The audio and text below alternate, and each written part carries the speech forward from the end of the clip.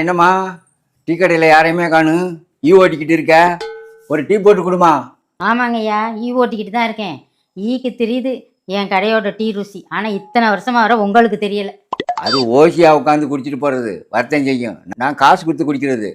போய் ஒரு டீ எடுத்துட்டு வாமா. ஒரு போண்டா வாங்கினா கூட விதண்டா வடை பேசாமல் போக மாட்டார்.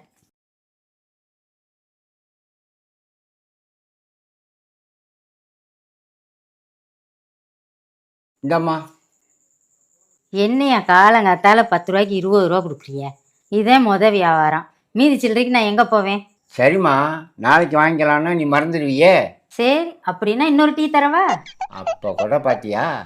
இல்லை, மறக்காமல் நாளைக்கு நான் தாரேன் கழிச்சுக்கிறேன்னு சொல்கிறியா?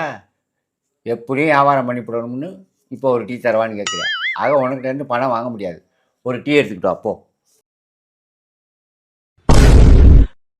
யோ, என்னையா அப்படி கீழே ஊற்றிட்டிய மண்ணில்?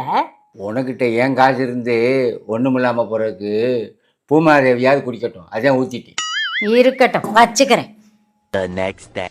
ஏம்மா, ஒரு டீ குடுமா. வாங்கய்யா வாங்க, இந்தாங்க குடிங்க. பரவாயில்ல, நல்லாத்தான் இருக்கு. இந்தாம்மா காசு. நேற்று 20 ரூபாய்க்கே சில்லறை இல்லைன்னுச்சு, இன்னைக்கு 50 ரூபா தான் இருக்குது. என்ன பண்ண போதோ தெரியல. என்னையா நேற்று 20 ரூபாயா கொடுத்து இம்சம் பண்ணிய, இன்னைக்கு 50 ரூபாயா கொடுத்து அலை கொடுக்குறிய? காலையில் சில்லறை இருக்காதுன்னு நேற்றே சொன்னேன்ல. தினம் சில்லறை இல்லைன்னு சொல்லாமல் இருக்கான்னு போய் பாருமா. உடனே நம்பி வேற விட்டுட்டு போக முடியல. என்னம்மா இது, 4 டீ கொண்டு வந்திருக்கேன் சில்லறை கொண்டு வராமல்? நேற்று 10 ரூபா சில்லறைலன்னு ஒரு டீ கொடுத்தேன், இன்னைக்கு 40 ரூபா சில்லறைலன்னு 4 டீ கொடுத்துருக்கேன். உங்களுக்கு தான் பூமாதேவிக்கு டீ ஊற்றுறதுன்னா ரொம்ப பிடிக்குமே, 4 டீயும் ஊற்றிட்டு போங்க. அடப்பாவி, நல்ல வேலை 50 ரூபா கொடுத்தி 500 ரூபா கொடுத்துருந்தேன். அபேஷ் தான் இப்படி தான் வியாபாரம் பண்ணுறியா? இப்போ தெரிஞ்சு வச்சு உன் கடைக்கு ஏன் ஆள் வரலன்னு.